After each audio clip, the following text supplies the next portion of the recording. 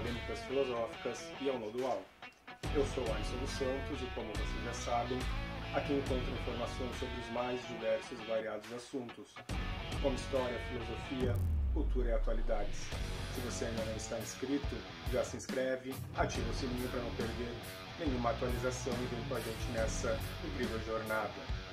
No episódio de hoje, iremos apresentar um resumo do curso proferido pelo historiador e filósofo Michel Foucault em 1975, que deu origem ao livro chamado Os Anormais. Deste modo, se prepare para adentrar no campo polêmico e bora viajar conosco no tempo e aprender um pouco mais sobre este instigante assunto. Foucault busca compreender o conceito de anormal analisando exames psiquiátricos e processos judiciários. No exame jurídico, o réu era convocado para ser julgado além do crime pelo psiquiatra.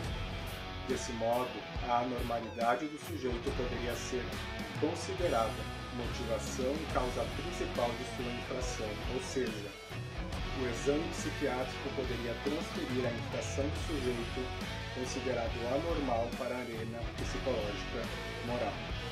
Essa anomalia é constituída de 3 elementos, que passam a se definir entre os séculos XVIII e XIX. A primeira é chamada de monstro humano, que é aquele que viola não apenas as leis da sociedade, como também as leis da própria natureza. Na Idade Média, o monstro era a conjunção do humano com o animal, representadas em formas de pessoas que fugiam de padrões estéticos, como irmãos siameses, por exemplo. Contudo, a partir da psiquiatria, esse monstro passa a ser evidenciado pelos seus instintos voltados ao crime e à perversidade. Na atualidade, o monstro seria um fenômeno raro, que combina o impossível com o proibido, contradiz a lei e se torna a própria infração elevada ao extremo. Desse modo, o monstro é contranatural, primitivo e tem atitudes inadequadas para o convívio em sociedade. A segunda figura que o Foucault apresenta seria o indivíduo a ser corrigido. Se o monstro era a exceção, o sujeito a ser corrigido é um fenômeno frequente e normal, anda próximo da regra, portanto é difícil de determiná-lo. Esse elemento é observado como incorrigível e necessitaria passar por intervenções específicas em torno de sua incorrigibilidade, que seria exercida através de tecnologias de correção e também de educação. Assim sendo, as instituições específicas para os denominados anormais, que se desenvolverão no século XIX, utilizarão como suporte essas ferramentas de reeducação. O terceiro personagem que o Foucault apresenta seria a criança masturbadora, que se encontra inserida no campo familiar. Ela é um indivíduo universal, e essa prática ao mesmo tempo silenciada, desconhecida e não revelada naquele período. Este indivíduo masturbador foi alvo de um movimento médico-higienista durante os séculos XVIII e XIX, que atuou na direção de romper com o silêncio sobre a masturbação, que a tornou uma patologia apoiada pelos discursos médicos. Sendo assim, a medicina da época chegou a relacionar a masturbação com as mais variadas doenças e enfermidades. Foucault destaca que houve então uma caça às crianças masturbadoras por parte das famílias que as regiam e governavam.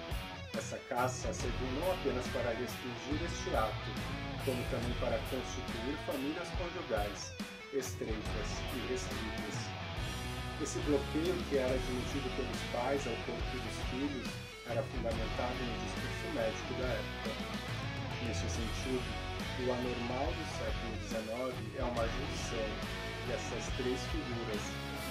Entretanto, vale destacar que para que se determinasse que um sujeito ele é anormal, se fazia necessário estabelecer determinadas normas que enquadram e classificam determinados indivíduos como normais. Isto ocorreu através de um processo chamado de normalização.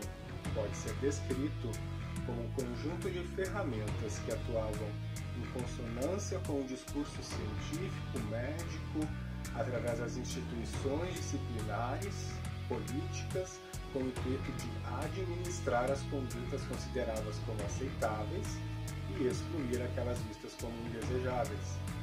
Com isso, esse processo produz uma dissimetria que transforma o diferente em desigual, fazendo erigir uma norma que tem como efeito a produção de hierarquias e segmentações.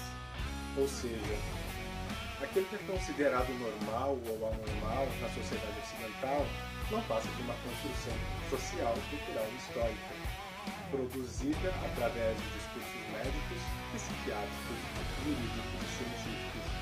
Essa divisão entre normais e anormais está estritamente relacionada com as relações de poder existentes na sociedade.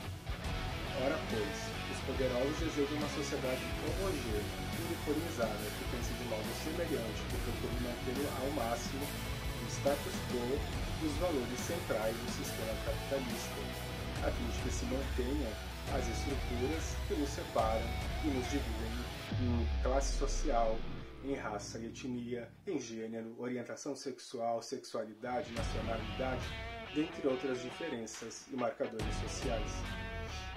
A presente resenha foi adaptada do artigo intitulado Os Anormais e a Crítica de Foucault, na revista interdisciplinar do pensamento científico. Agradeço de coração a todos que me acompanharam até aqui, espero que tenham curtido o vídeo e entrado nessa viagem no tempo junto comigo. Não deixem de apoiar meu trabalho compartilhando esse vídeo com seus amigos e deixando o seu like. E até o nosso próximo encontro.